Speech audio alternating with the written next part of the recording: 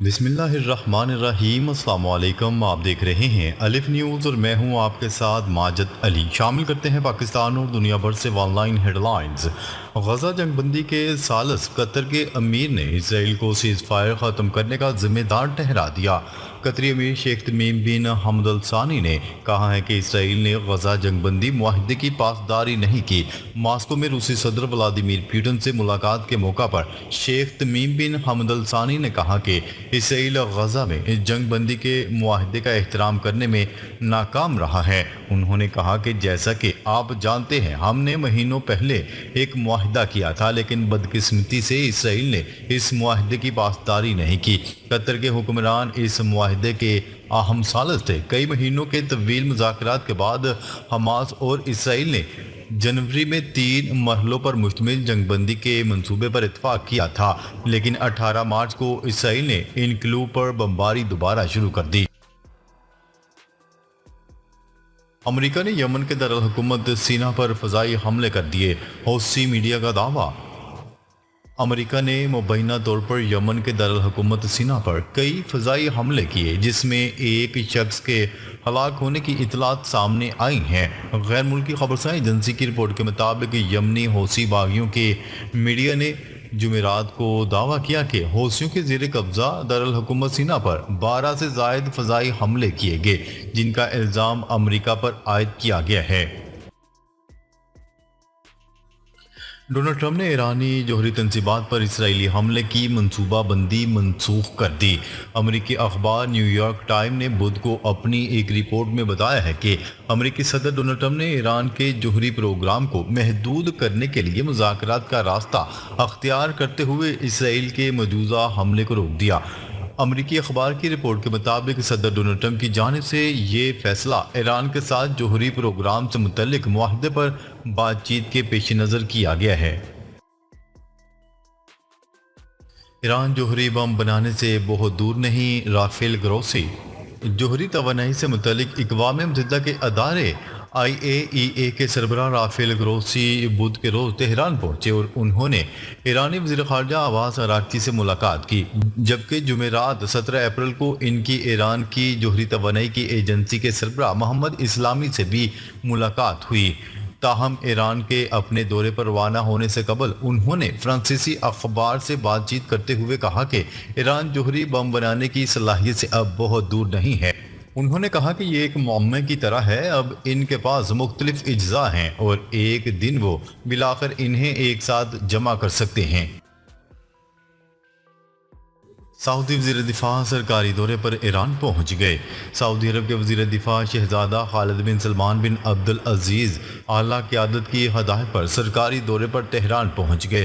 سعودی press agency کی report کے مطابق سعودی وزیر دفاع جمعرات کو سرکاری دورے پر ایرانی دارالحکومت تہران پہنچے، جہاں وہ ایران کی اعلیٰ قیادت سے ملاقات کریں گے۔ دورے کے دوران شہزادہ خالد متعدد ملاقاتیں کریں گے، جس میں دونوں ممالک کے درمیان دو طرفہ باہمی تعاون اور باہمی دلچسپی کے امور پر تبادلہ خیال کیا جائے گا۔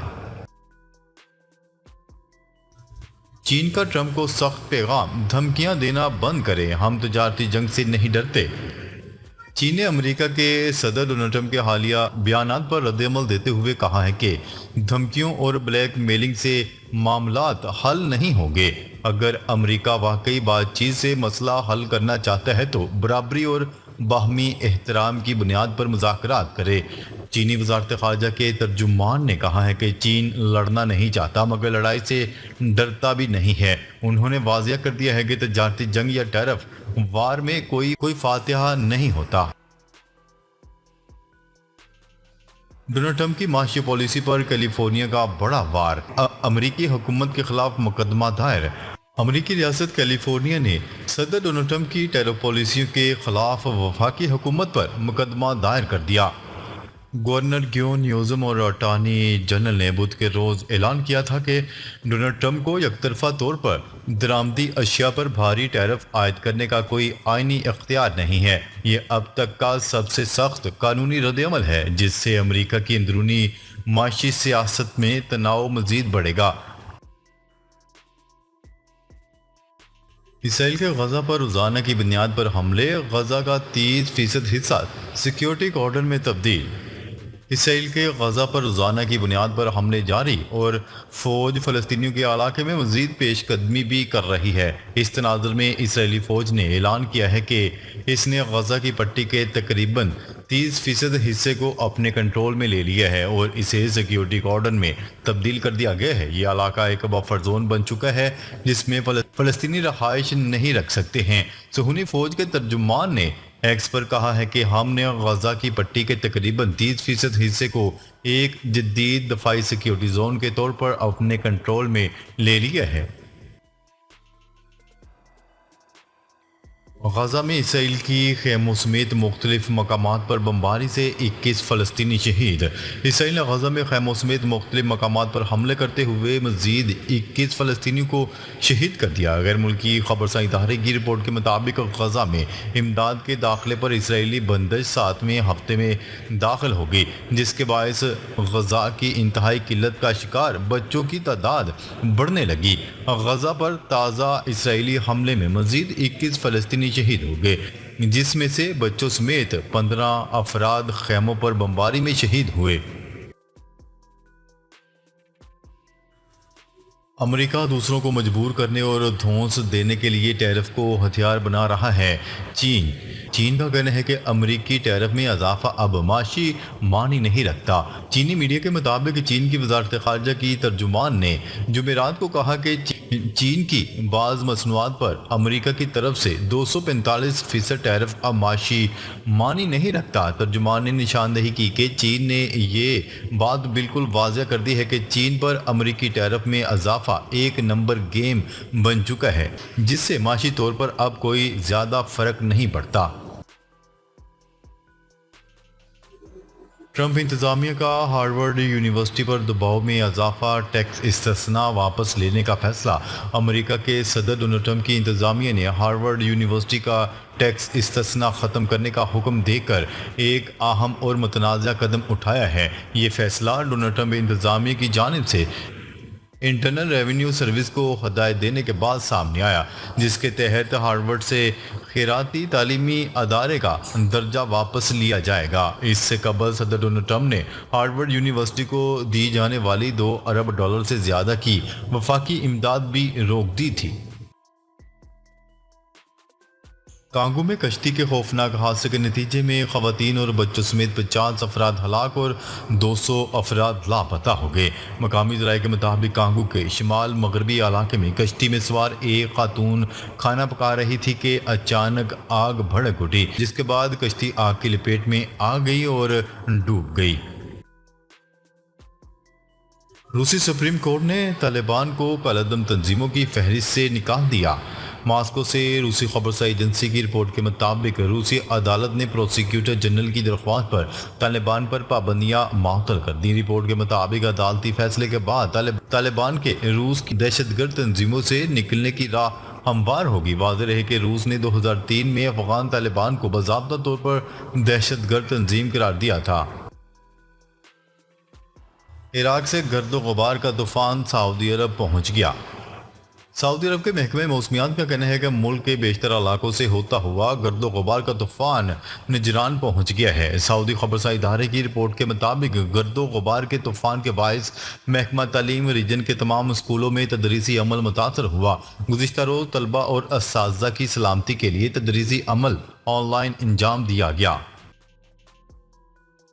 چیٹ جی پی ٹی دنیا کی سب سے زیادہ ڈاؤن لوڈ کی جانے والی ایپلیکیشن بن گئی، جس نے انسٹاگرام اور ٹک ٹاک کو بھی پیچھے چھوڑ دیا۔ ایپلیکیشن کی درجہ بندی کرنے والی ایپ کے مطابق مارچ میں چیٹ جی پی ٹی دنیا کی سب سے زیادہ ڈاؤن لوڈ کی جانے والی ایپلیکیشن بن گئی ہے اور پہلی مرتبہ اس نے انسٹاگرام اور ٹک ٹاک کو بھی پیچھے چھوڑ دیا۔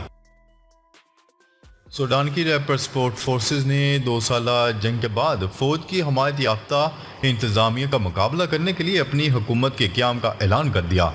غیر ملکی خبرساں ادارے کی رپورٹ کے مطابق آر ایس ایف کے رہنما عبد الفاتح البرہان کے سابق صدر محمد حمدان کی سربراہی میں ریپڈ سپورٹ فورسز نے حریف حکومت کا اعلان کیا۔ حریف حکومت کا اعلان ایسے وقت میں کیا جب سوڈان کی تقسیم کے حوالے سے بین الاقوامی خدشات بڑھ رہے ہیں۔ حجاج کی سہولت کے لیے مینا، عرفات اور مزدلفہ میں آرام گاہیں بنانے کا فیصلہ۔ سعودی حکومت نے حج کے دوران حجاج کرام کی سہولیات کے لیے مینا، عرفات اور مزدلفہ میں مختلف فاصلوں پر آرام گاہیں بنانے کا فیصلہ کیا ہے۔ مکہ مکرمہ کے نائب گورنر شہزادہ سعود بن مشل کو حج کی تیاریوں کے حوالے سے بریفنگ میں بتایا گیا ہے کہ وادی مینا میں پیدل چلنے والوں کے لیے 50,000 مربع میٹر کا علاقہ سایہ دار بنایا جا رہا ہے تاکہ گرمی سے بچاؤ ممکن ہو سکے۔ 7 ممالک کے شہریوں پر یورپ میں پناہ لینے پر پابندی عائد۔ 7 ممالک کے شہریوں پر یورپ میں پناہ لینے پر پابندی عائد کر دی گئی۔ یورپی یونین نے 7 ملکوں کو محفوظ قرار دیتے ہوئے فہرست جاری کی ہے۔ اس کا مقصد ان ملکوں کے شہریوں کی پناہ گزین درخواستوں کو ناقابل جواز تصور کر کے جلد نمٹانا اور انہیں واپس بھیجنے کا عمل تیز کرنا ہے۔ ناظرین، اب تک کے لیے اتنا ہی۔ مزید خبریں لے کر وہ جلد آپ کی خدمت میں حاضر ہوں گے۔ تب تک کے لیے اپنا خیال رکھیے گا۔ اللہ نگہبان۔